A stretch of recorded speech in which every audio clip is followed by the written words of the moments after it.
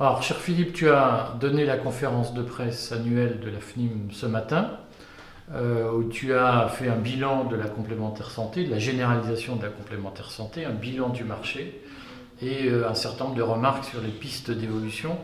Qu'est-ce que tu peux nous dire aujourd'hui, de ton point de vue, c'est quoi les grands points de bilan de la généralisation de la complémentaire santé aujourd'hui?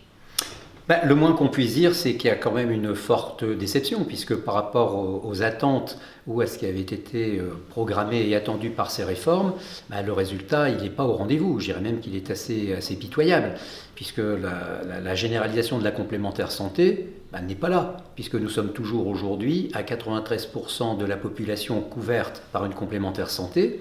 Ça fait quelques années qu'on est entre 92 et 94%, on est à 93%, donc je dirais que cette généralisation n'est pas intervenue. Donc on peut s'interroger sur je dirais, la pertinence de ces réformes qui avaient pour vocation cette généralisation et ne pas l'avoir atteint. Mais ça, ce sont des craintes que nous avions, nous, dès l'origine et dès que ces propositions ont vu le jour, et qui sont, je dirais, malheureusement, mais pour nous, ce n'est pas une surprise, confirmées dans les faits.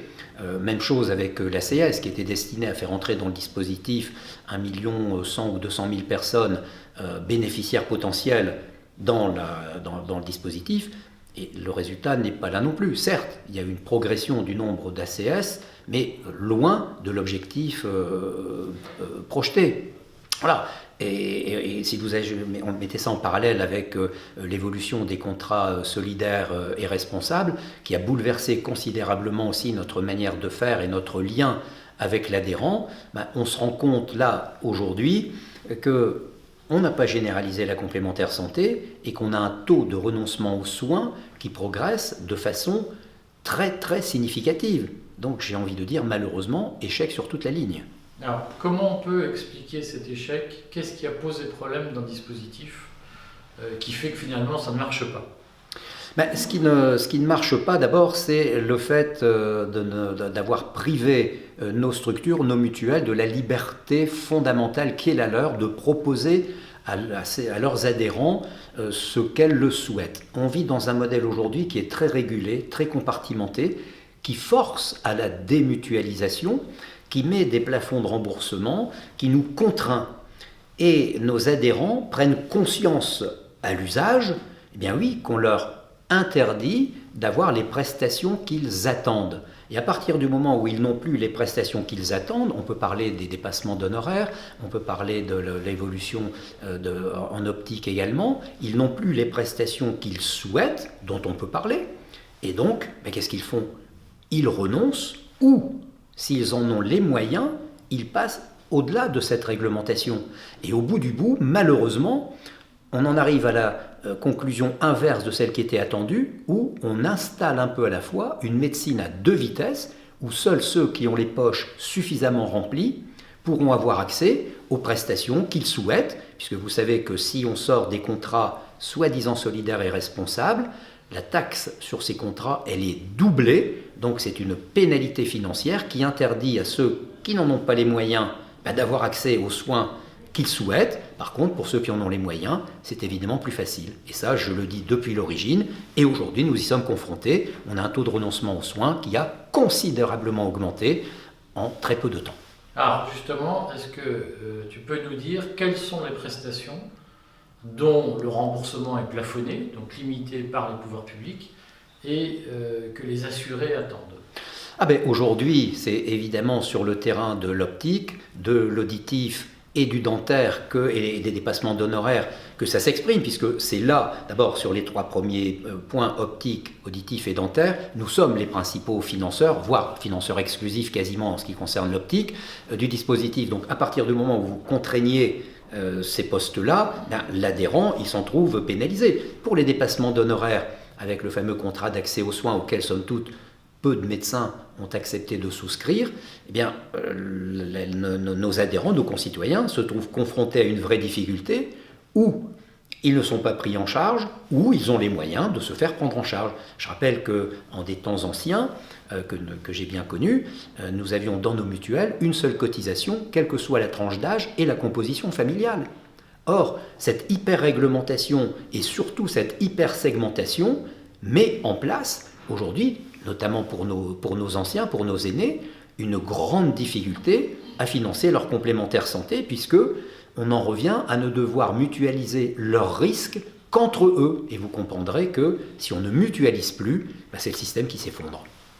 Alors, il y a beaucoup de critiques sur la difficulté de lire les offres, les contrats, les garanties offertes par les complémentaires santé. Qu'est-ce que la FNIM répond à ça aujourd'hui ? Alors, je réponds très, très simplement que si notre lisibilité n'est pas parfaite, c'est parce que nous adaptons notre vocabulaire et nos offres au vocabulaire et aux offres de la sécurité sociale.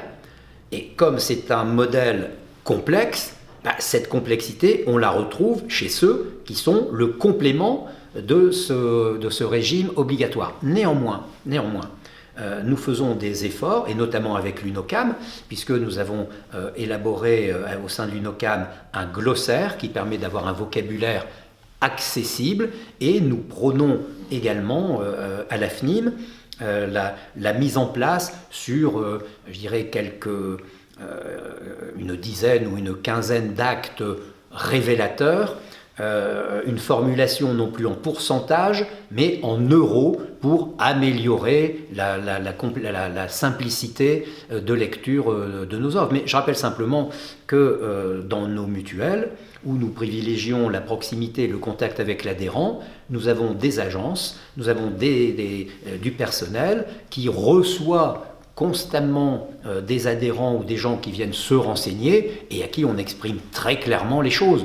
C'est évident que si vous n'avez affaire qu'à des modèles virtuels ou chez de très très grosses structures un peu déshumanisées, ce lien direct n'existe plus.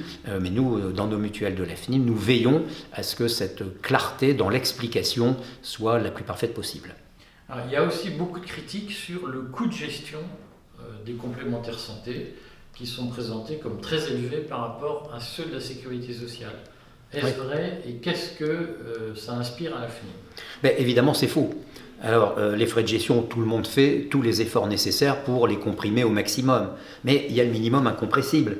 Il y a d'ailleurs quelques études, quand on examine les choses avec suffisamment de précision, qui viennent montrer que les frais de gestion du régime complémentaire ne sont pas très éloignés des coûts de gestion du régime obligatoire. Facile de dire que le régime obligatoire a des coûts de gestion à 4 ou 5%. Je rappelle que le régime obligatoire, il est dans une situation monopolistique, qu'il n'est pas chargé de l'encaissement des cotisations et que par rapport à nous, qui vivons dans un modèle concurrentiel, qui vivons dans un modèle donc très différent, on a forcément des frais de gestion différents. Mais si on additionne tous les frais de gestion réels du régime obligatoire et qu'on les compare à périmètre égal avec ceux du régime complémentaire, on se rendra compte que cette vessie qu'on nous fait passer pour une lanterne depuis fort longtemps risque d'exploser.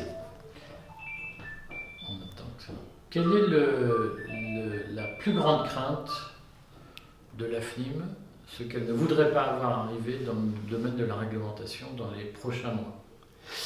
Alors, il y a un sujet qui est dans notre actualité, je dirais, très, très forte aujourd'hui, c'est la directive sur la distribution d'assurance qui nous occupe beaucoup parce que nous démontrons à la Fédération que cette directive ne peut pas s'appliquer aux mutuelles pour une raison très simple, c'est que cette directive qui s'occupe de pratiques contractuelles dont il faut, dit le texte, veiller à ce que l'assuré soit parfaitement garant que l'assureur ne lui propose que l'offre qui convient parfaitement à son besoin, est inapplicable chez nous.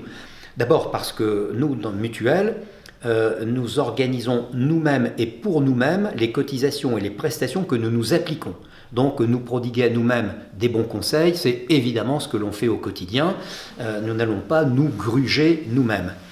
D'autre part, s'il fallait nous imposer un texte comme celui-là pour que nous proposions à nos interlocuteurs uniquement l'offre qui convient parfaitement à son besoin, ce que je peux concevoir en matière d'assurance par exemple d'un navire, on sait qu'il fait telle longueur, telle hauteur, il a autant de cabines, 3 cheminées, etc.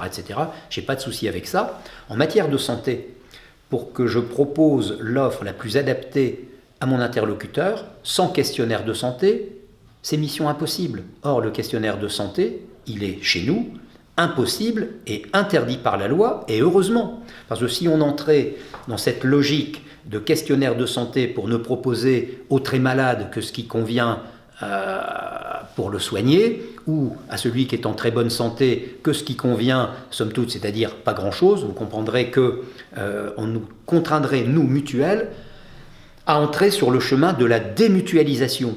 Or, on sait qu'en matière de santé, seule la mutualisation est une réponse efficace et pertinente. Sinon, cette démutualisation aboutira à ce que les très malades paieront très cher et les bien portants paieront pas cher du tout. Et ça va dans le sens de cette segmentation que les réglementations nous imposent de plus en plus, et plus on segmente, plus on adapte l'offre au profil de notre interlocuteur, plus on démutualise, et plus, malheureusement, ce qu'on appelle le mauvais risque se trouve confronté à des efforts tarifaires qu'il ne peut pas supporter.